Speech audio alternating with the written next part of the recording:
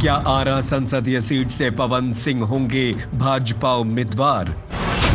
बढ़ती उम्र के कारण वर्तमान सांसद आरके सिंह का कट सकता है टिकट।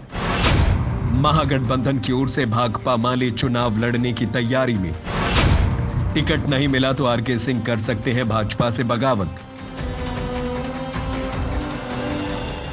मोदी सरकार अगले साल यानी 2024 में एक बार फिर से जनता के दरबार में जाने वाली है।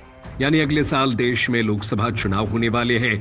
पिछले चुनाव में भाजपा के लिए बिहार की जनता का काफी बड़ा योगदान था, क्योंकि प्रदेश की 40 में से 39 सीटों पर एनडीए के प्रत्याशियों की जीत हुई थी। इसी कड़ी में हम यहां आरा लोकसभा सीट की बात करेंगे। जानकार बताते हैं कि आरा अति प्राचीन शहर है। पहले यहां मयूर ध्वज नामक राजा का शासन था। महाभारत कालीन अवशेष यहां बिखरे पड़े हैं। ये आरण्य क्षेत्र के नाम से भी जाना जाता है। कहा जाता है कि आरा का प्राचीन नाम आरण्य था। आरा अति प्राचीन ऐतिहासिक नगर है, जिसके प्राचीनता का संबंध महाभारत काल से है। पांडवों ने भी अपना गुप्तावास काल यहां बिताया था।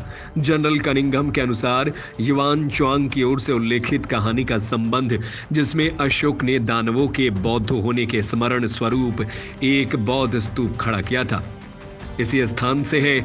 आरा के पास मसाढ़ ग्राम में प्राप्त जैन अभिलेखों में उल्लिखित आराम नगर नाम भी इसी नगर के लिए है। पुराणों में लिखित मयूर ध्वज की कथा से भी इस नगर का संबंध बताया जाता है। बुखानन ने इस नगर के नामकरण में भौगोलिक कारण बताते हुए कहा कि दक्षिण के ऊंचे स्थान पर स्थित होने के कारण, अर्थात आड़ या अरार होने के कारण इसका नाम आरा पड़ा। 1857 के प्रमुख सेनानी बाबू कुंवर सिंह की कार्यस्थली होने का गौरव भी इस नगर को प्राप्त है। आरा स्थित द लिटिल हाउस एक ऐसा भवन है जिसकी रक्षा अंग्रेजों ने 1857 के विद्रोह में बाबू कुंवर सिंह से लड़ते हुए की थी। आरा 1871 के 5वें लोकसभा चुनाव तक शाहाबाद संसदीय क्षेत्र के नाम से जाना जाता था। 1977 के दौरान आरा को अलग संसदीय क्षेत्र के रूप में मान्यता मिली और तब आरा अस्तित्व में आया। आरा सीट से बीजेपी के आरके सिंह ने पहली बार 2014 में कमल खिलाया था। धमाकेदार जीत के स्वरूप उन्हें मोदी मंत्रिमंडल में भी जगह मिली। 2019 में भी आरके सिंह ही विजयी हुए थे। उन्होंने सीपीआई माले के राजू यादव को शिकस्त दी थी। उल्लेखनीय है कि 1991 से पहले आरा स्थित द लिटिल हाउस एक ऐसा भवन है जिसकी रक्षा अंग्रेजों ने 1857 के विद्रोह में बाबू कुंवर सिंह से लड़ते हुए की थी। आरा 1871 के 5वें लोकसभा चुनाव तक शाहाबाद संसदीय क्षेत्र के नाम से जाना जाता था। 1977 के दौरान आरा को अलग संसदीय क्षेत्र के रूप में मान्यता मिली, तब आरा अस्तित्व में आया। आरा सीट से बीजेपी के आरके सिंह ने पहली बार 2014 में कमल खिलाया था। धमाकेदार जीत के स्वरूप उन्हें मोदी मंत्रिमंडल में भी जगह मिली। 2019 में भी आरके सिंह ही विजयी हुए थे। उन्होंने सीपीआई माले के राजू यादव को शिकस्त दी थी। उल्लेखनीय है कि 1991 से पहले आरा में बक्सर और आरा संसदीय क्षेत्र आते थे। नए परिसीमन में मनेर विधानसभा को आरा से अलग कर पाटलिपुत्र लोकसभा क्षेत्र में जोड़ दिया गया। आरा का वर्तमान चुनावी क्षेत्र भोजपुर जिले की परिधि में सिमट गया है। 1952 से 2019 तक आरा सीट पर 17 बार लोकसभा चुनाव हो चुके हैं। इस सीट पर राजनीतिक दलों के पहली पसंद बाहरी प्रत्याशी रहे हैं। यही वजह है कि 15 बार यहां की जनता ने बाहरी प्रत्याशियों को जिताकर दिल्ली भेजा है। इस सीट के वर्तमान सांसद केंद्रीय मंत्री आरके सिंह भी सुपौल से है। 1952 से 1971 तक कांग्रेस के दिग्गज नेता बलिराम भगत यहां से चुने जाते रहे हैं। वो भी पटना के रहने वाले थे। हरिद्वार प्रसाद सिंह और मीना सिंह ही दो ऐसे स्थानीय नेता हुए जिन्हें इस सीट का प्रतिनिधित्व करने का मौका मिला।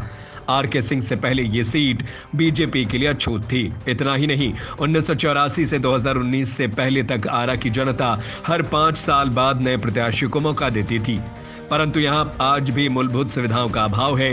यहां के सांसद आरके सिंह ने बिजली, पानी, शिक्षा और स्वास्थ्य के दृष्टिकोण से काम तो किया है, पर वो काफी नहीं है। इसीलिए ये कह सकते हैं कि वर्तमान सांसद आरा के लोगों की इच्छा और आकांक्षा पर खरे नहीं उतरे हैं। दूसरी ओर भोजपुरी फिल्मों के अभिनेता और गायक पवन सिंह आगामी लोकसभा चुनाव में भाजपा के टिकट पर आरा लोकसभा क्षेत्र से चुनाव लड़ने की ताल ठोक रहे हैं। हालांकि आरा संसदीय क्षेत्र का प्रतिनिधित्व केंद्रीय मंत्री आरके सिंह कर रहे हैं। इस स्थिति में आरके सिंह का चिंतित होना स्वाभाविक है। ऐसे में अटकल लगाया जाने लगा है कि अगर भाजपा पवन सिंह को टिकट देती है तो आरके सिंह का क्या होगा। अगले लोकसभा चुनाव में आरके सिंह का क्या टिकट कटने वाला है। दरअसल पवन सिंह ने बड़ा दावा करते हुए कहा कि मैं भाजपा का एक कार्यकर्ता और सेवक हूं, आरा से चुनाव लड़ने की मेरी पूरी तैयारी है।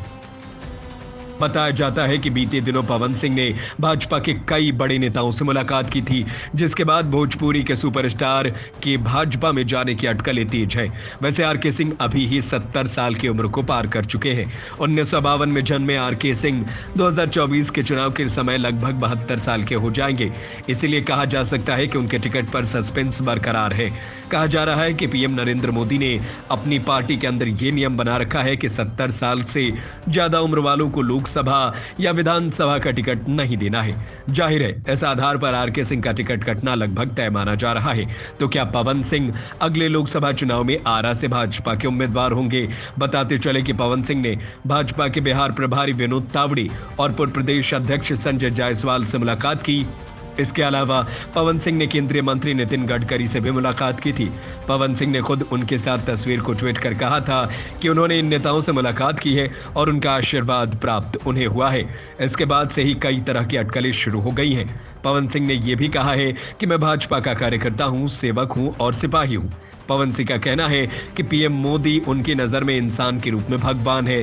दूसरी ओर कहा जा रहा है कि ये सीट महागठबंधन की ओर से भाकपा माले के हिस्से में जा सकता है, कारण कि यहां माले राजद और जदयू की अपेक्षा काफी मजबूत है। उम्मीद है कि यहां महागठबंधन की ओर से माले अपना उम्मीदवार उतारेगा।